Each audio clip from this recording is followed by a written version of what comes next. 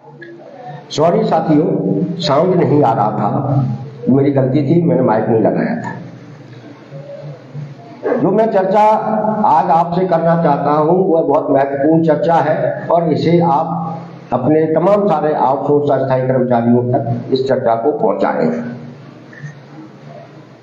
हम लोग पिछले 2 महीने से जो लगातार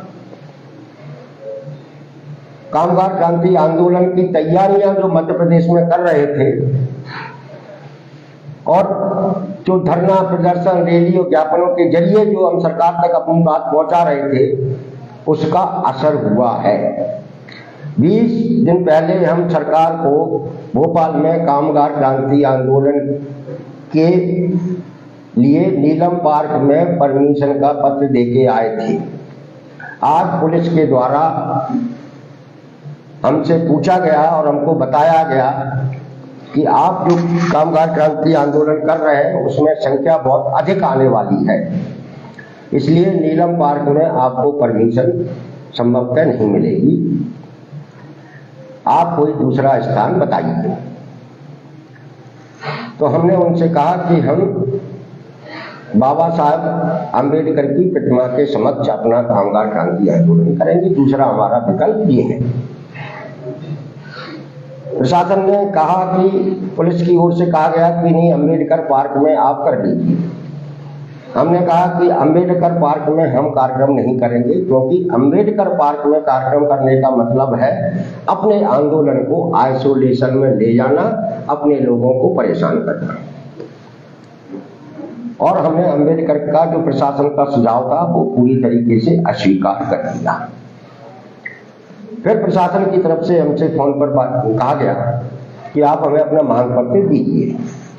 मैंने कहा बिल्कुल, आज शाम को हम उन्हें अपना मांग पत्र व्हाट्सएप के जरिए पहुंचा देंगे पुलिस के जरिए वो। और हमने उनसे कहा कि हमारी 4 मांगे हैं और बहुत छोटी छोटी सी मांगे हैं। इन 4 मांगों को अगर सरकार 22 तारीख से पहले स्वीकार कर लेती है तो हमें आंदोलन करने की कोई जरूरत नहीं, हमें भोपाल आने की भी कोई जरूरत नहीं है। इसलिए आप सरकार के मंत्रियों से हमारे ज्ञापन पर बातचीत करके हमें बता दें, उस हिसाब से हम फैसला लेंगे। यह सब चर्चा ये बताती है कि पहली बार हम जो 2 साल से लगातार मेहनत कर रहे थे, उस मेहनत का परिणाम आने वाला है। सरकार समझ गई और सरकार तक ये पूरी जानकारी है, प्रशासन तक पूरी जानकारी है कि मध्य प्रदेश के अंदर आउटसोर्स अस्थायी अंशकालीन ग्राम पंचायत कर्मचारियों का एक बड़ा आंदोलन खड़ा हो चुका है, अब वो रुकने वाला नहीं है। तो हमने उनको 4 मांगों का ज्ञापन हम शाम को उनको अधिकारियों को उपलब्ध करा देंगे व्हाट्सएप पे, और अपने इसी पेज पर वही ज्ञापन जो हम उनको देने वाले हैं वो आप लोगों के लिए भी पढ़ने के लिए उपलब्ध करा देंगे रात में 7-8 बजे तक। हमारी छोटी सी 4 मांगे हैं।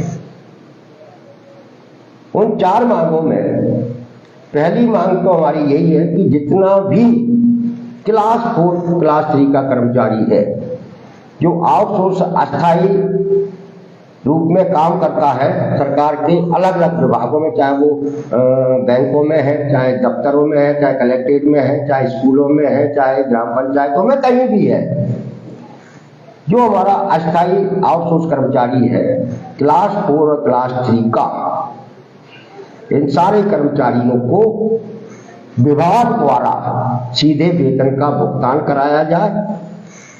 नंबर 1 भुगतान कराया जाए और इन्हें ग्रेच्युटी और बीमा और अवकाश का लाभ दिया जाए।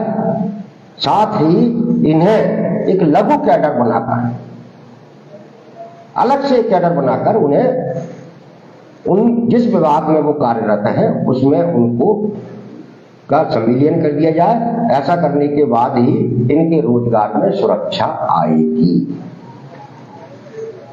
ये पहला हमारा पॉइंट है जो हम सरकार को पहुंचा रहे हैं। अब इस पॉइंट के बाद लगभग हमारे सारे आउटसोर्स अस्थायी कर्मचारी कवर हो जाते हैं, लेकिन इसके साथ ही हमारे ग्राम पंचायतों में बहुत सारा कर्मचारी है, जो पंप ऑपरेटर है, चौकीदार है, सफाई कर्मी है, नल जल चालक है, वृद्ध है, स्कूलों में अंशकालीन है, दैनिक मजदूरी वाला है, छात्रावासों में खाना बनाने वाले हैं। ये बड़ी संख्या में हमारा जो कर्मचारी है, जिसे 2000, 3000, 4000 मिलता है, वर्षों से इनका पैसा नहीं बढ़ा है, इनके साथ बड़े स्तर पर अन्याय हो रहा है। पंचायत कर्मचारियों को सरपंच अपना गुलाम बनाए हुए हैं। स्कूलों और छात्रावासों के हमारा जो कर्मचारी है उसको प्रिंसिपल और छात्रावास से अधीक्षक इनके साथ बदतमीजी करता है। तो ये सारे कर्मचारियों को सरकार का जो कलेक्टर रेट है, जिससे अभी तक ये वंचित हैं कलेक्टर रेट से, इन्हें तत्काल कलेक्टर रेट पर वेतन का भुगतान कराया जाए। और चूंकि इनकी उम्र ज्यादातर 55-60 साल के करीब हो चुके हैं, इसलिए इनके रिटायरमेंट पर इन्हें एक मुश्त कुछ पैसे का व्यवस्था की जाए, जैसे आंगनबाड़ी कार्यकर्ताओं को के लिए किया गया है, जैसे सहायिकाओं के लिए किया गया, वैसे ही इन कर्मचारियों के लिए भी एक रिटायरमेंट के समय एक मुश्त पैसे की व्यवस्था करें। वो 2 लाख 3 लाख जो भी हो सकता है वो सरकार तय करेगी, हम नहीं। तो ये 2 पॉइंट मेन है जिसके ऊपर ही हमने पूरे आंदोलन को विकसित किया है। बाकी हमारे अब तक के जो हमारे आउटसोर्स कर्मचारी जो एमपीवी में बड़ी संख्या में है, कई दुर्घटनाओं के शिकार हो गए, प्रताड़ना से तंग आकर उन्होंने आत्महत्याएं की हैं। ऐसे जितने भी आउटसोर्स कर्मचारियों की किसी भी विभाग की पिछले 10 साल में मौत हुई है या आत्महत्या की है प्रताड़ना से, उन सारे कर्मचारियों को सरकार की तरफ से मुआवजा दिया जाना चाहिए, क्योंकि मुआवजा सरकार हर आम नागरिक को भी देती है, लेकिन हमारे आउटसोर्स कर्मचारियों को मुआवजे का कोई प्रावधान नहीं है मौत मृत्यु पर। इसलिए जितने भी हमारे आउटसोर्स कर्मचारी जो किसी भी विभाग में काम करते हैं, उनकी मृत्यु हो चुकी है, उन्हें सरकार की तरफ से मुआवजा दिया जाना चाहिए और उनके परिवार को के एक सदस्य को नौकरी क्या व्यवस्था की जानी चाहिए। चौथा, पिछले 20 साल से क्लास 4 और क्लास 3 की कोई नौकरी नहीं मिली, ये सुनकर आप लोगों को हैरानी होगी। पिछले 20 साल में एक चपरासी की नौकरी मध्य प्रदेश में नहीं दी गई, एक चपरासी की नौकरी। और यही बात हमने जब मीडिया के जरिए, अखबारों के जरिए, मीटिंगों के जरिए जब लोगों को बताना शुरू की, तो लोग भी हैरान थे कि ये क्या है, मैं सच बोल रहा हूँ या गलत बोल रहा हूँ। कई लोग तो यार तुम झूठ बोल रहे हो यार, ऐसा हो ही नहीं सकता है कि सरकार ने चपरासी की नौकरी नहीं दी हो। मैंने कहा सरकार से पूछ लीजिए आप। एक चपरासी की नौकरी 20 दिन में नहीं दी है। इसलिए जितना भी हमारा क्लास 4 और क्लास 3 के लोग के पद पर हमारा जो आउटसोर्स अस्थायी ठेका अंशकालीन ग्राम पंचायत कर्मचारी काम करता है, उसे लघु कैडर बनाकर वहीं की वहीं उनको सम्मिलित किया जाना चाहिए और उसे सरकारी जो वेतन भत्ते हैं वो उसे दिया जाना चाहिए। इस तरीके से हमारी ये 2-3 मांगे हैं जो हम सरकार को आज शाम को पहुंचाने वाले हैं, जिन पर चर्चा होगी। और हमने कहा कि अगर सरकार हमारी इन 4 मांगों को मान लेती है तो हम भोपाल में कोई आंदोलन, क्रांति आंदोलन नहीं करेंगे। सरकार सीधे आदेश निकाल देगा और हम अपने लोगों से क्या करेंगे, भोपाल आने की कोई जरूरत नहीं है। यदि सरकार ने हमारी इन मांगों को गंभीरता से नहीं लिया तो फिर 22 सितंबर को भोपाल में क्रांति ही होगी। और क्रांति का मतलब होता है बदलाव, और बदलाव हम इन नीतियों में कराएंगे जिन्होंने हमारे मध्य प्रदेश के दसियों लाख युवाओं के भविष्य को बर्बाद कर दिया है। वो आत्महत्या करने के लिए मजबूर है। हमारे सीहोर के एक साथी ने, एमपीवी के अंकित यादव ने कल वीडियो बनाकर सुसाइड नोट लिखकर आत्महत्या की है। उसने सुपरवाइजर और असिस्टेंट इंजीनियर पर गंभीर आरोप लगाए। उस आउटसोर्स कर्मचारी को प्रताड़ित करने वाले अधिकारी पर, सुपरवाइजर पर अभी तक कोई कार्रवाई नहीं की। क्योंकि ये ताजा मामला है, इसलिए आप लोग सब आज विचलित हैं। हम भी अपने ऑल डिपार्टमेंट आउटसोर्स अस्थायी कर्मचारी संघ मोर्चा की तरफ से अपने दिवंगत साथी को श्रद्धांजलि देते हैं। साथ ही सरकार से आग्रह भी करते हैं कि ये जो आपने आउटसोर्स कल्चर जो पैदा कर रखा है, जिसमें ठेकेदार जो खुद सरकारी दफ्तर में के ठेके ले रहा है, वो अपने आप को सामंत समझता है। उस ठेकेदार को ये नहीं मालूम कि उसके यहाँ कौन कौन कर्मचारी काम करता है, कितना कर्मचारी काम करता है। उसने और ठेकेदार सामंत बन गया और उसने जो सुपरवाइजर रखे, सुपरवाइजर गुंडे हैं पूरी तरीके से। वो इस कदर आउटसोर्स कर्मचारियों को प्रताड़ित करते हैं, इस हद तक प्रताड़ित करते हैं कि लोग आत्महत्या करने के लिए मजबूर होते हैं। मैं पिछले दिनों बैतूल गया था, मुझे एक महिला आउटसोर्स कर्मचारी ने सुपरवाइजर की हरकतों के बारे में जानकारी दी। जब यही बात मैंने सिविल सर्जन को बैतूल में बताई तो सिविल सर्जन ने कहा कि ये गलत है। वो सुपरवाइजर उस दिन से बैतूल से भाग गया है। इसलिए हम अपने इस क्रांति आंदोलन के जरिए सरकार से ये भी कहने वाले हैं कि ये सुपरवाइजर नाम के जो गुंडे आपने सरकारी दफ्तरों में आउटसोर्स एजेंसियों के जरिए छोड़ रखे हैं, इन्हें वापस बुला लीजिए, वरना आने वाले दिनों में हालत गंभीर होंगे और आपके सरकारी दफ्तरों में जो भी अनैतिक और गलत काम होगा, और कभी जब आप सुर्खियों में वो आएगा तो उनके लिए सुपरवाइजर ही जिम्मेदार होंगे, क्योंकि ये गुंडे हैं, बेलगाम हैं, जिसका प्रताड़ित ही नहीं करते। हमारे आउटसोर्स कर्मचारियों को नौकरी से निकालने की धमकी देते हैं कि अगर नौकरी करना है तो अपने उनको मिलने वाला हमारा जो तुच्छ सा वेतन है उसमें से भी वो हिस्सा मांगते हैं। बताइए कितनी अमानवीय व्यवस्था है आउटसोर्स की, जो भारतीय जनता पार्टी की शिवराज सरकार ने लागू की थी और मोहन यादव की सरकार इसके बनाए रखना चाहती है। हम इसे बदलना चाहते हैं, हम इसमें बदलाव चाहते हैं। इसलिए क्रांति आंदोलन का आगाज किया गया है 22 सितंबर को। आप लोग जो भी जहां भी जिस विभाग में भी है और जो भी काम करता है, सफाई का काम करता है, कंप्यूटर चलाता है, नेटवर्किंग का काम करता है,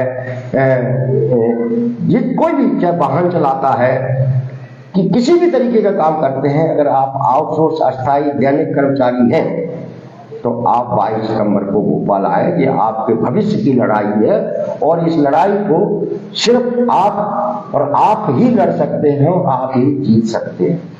ये बात मैं इसलिए कह रहा हूं कि पूरा सरकारी सेक्टर पिछले 20 साल में बेच दिया गया, खत्म कर दिया गया।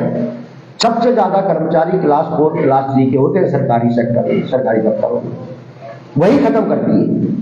किसी नेता ने कभी इस मुद्दे पर बोला क्या?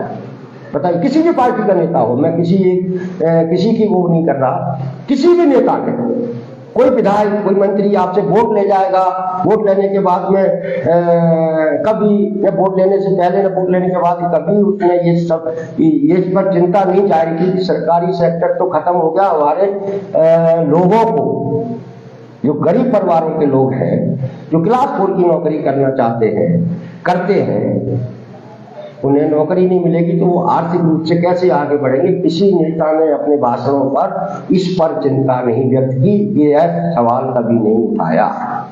जो यह बताता है कि हमारे जो नेता हैं वो सब करोड़पति हैं और उनकी चिंता में कामगार कर्मचारी वर्ग नहीं है। वो तो इसे सिर्फ वोट लेने के लिए उपयोग करता है और जब वो इनकी भीड़ दिखती है तो भाषण देने के लिए आ जाता है। इसलिए साथियों, मैंने पहले ही दिन से कहा था कि हमें अपने आउटसोर्स अस्थायी कर्मचारियों को भीड़ नहीं बनानी, उन्हें एक ऐसा लड़ाकू कौम तैयार करनी है जो अपने अधिकार 20 साल से जिनसे वो वंचित है उसे वो पा सके। इसीलिए साथियों, 22 सितंबर को आप आए, सरकार की स्तर पर चर्चा गंभीरता से हो रही है। हम कुछ न कुछ लेकर 22 सितंबर को लौटेंगे, इस बात की गारंटी है। नमस्कार, 22 सितंबर को आइए, सोशल मीडिया पर कामगार क्रांति आंदोलन का ऐसा वातावरण बनाओ कि हर व्यक्ति को ये पता चल जाए कि मध्य प्रदेश में कुछ नया होने वाला है। इस सरकार ने किसको चुटिया नहीं बनाया, सबको बेवकूफ बनाया है। अतिथि शिक्षकों को साल भर पहले खुद मुख्यमंत्री शिवराज सिंह कहते हैं कि हम आपको 12 महीने का सेवा काल देंगे, आपको नियमित करेंगे, आपको ये करेंगे, वो करेंगे। चुनाव हो गए, साल बीत गया, उनके साथ किया गया क्या किया गया आपने देख लिया। आप अतिथि शिक्षकों की संख्या कोई कम नहीं है, वो तो मिडिल क्लास के परिवारों के बच्चे हैं, पढ़े लिखे बच्चे हैं, उनके साथ झूठ बोल दिया। और उनके भी आंदोलन को अंबेडकर पार्क में पहुंचाकर, आइसोलेशन में पहुंचाकर उन्हें वापस घर पहुंचा दिया। मतलब लाखों अतिथि शिक्षकों की भविष्य को इन्हें बर्बाद कर। तमाम सारे लोग हैं अलग अलग विभागों में जिनसे काम कराया और घर बैठा दिए। जन सेवा मित्र है, घर काम कराया वर्षों तक, घर बैठा दिया। सीखो कमाओ योजना में युवाओं को लगाया, घर बैठा दिया। हमारे जो मीटर लीडर थे एमपीवी में, घर बैठा दिया उनको। संविदा शिक्षा प्रेरक थे, घर बैठा दिया उनको। हमारे जो कोरोना में लोगों की जान बचाने वाले कोरोना वॉरियर्स थे, घर बैठा दिया उनको। इस तरीके से किस कदर सरकार ने हम काम करने वाले लोगों पर बर्बरता की है, इसके जब आप किससे कहानियां सुनोगे, लोगों से जब उनकी पीड़ा सुनेंगे तो आपके भी आंखें भर आएंगी और आप भी कहेंगे कि मध्य प्रदेश में सरकार तो कम से कम नहीं थी 20 साल से, यह तो किसी कोई रियासत थी जहां कोई राजा बैठा था अपने नाक कान आंख बंद करके, और वही हुआ। और उससे भी चिंता की बात यह है कि लाखों लोगों का, दसियों लाख लोगों का भविष्य बर्बाद कर दिया गया, सारी नौकरियां खत्म कर दी गई, गांव के स्कूल खत्म किए जा रहे हैं। कोई नेता बोलने के लिए इस पर तैयार नहीं है, कोई मंत्री इस पर बोलने के लिए तैयार नहीं है, कोई अधिकारी इस पर बोलने के लिए तैयार नहीं है। सरकार तो पुलिस के पीछे छिप गई है। हम 22 तारीख को पुलिस का सामना करेंगे, इससे पहले हम उनसे बातचीत भी करेंगे और हम स्पष्ट कहेंगे कि हमें न्याय चाहिए, न्याय चाहिए, न्याय चाहिए और 22 तारीख को ही चाहिए। धन्यवाद।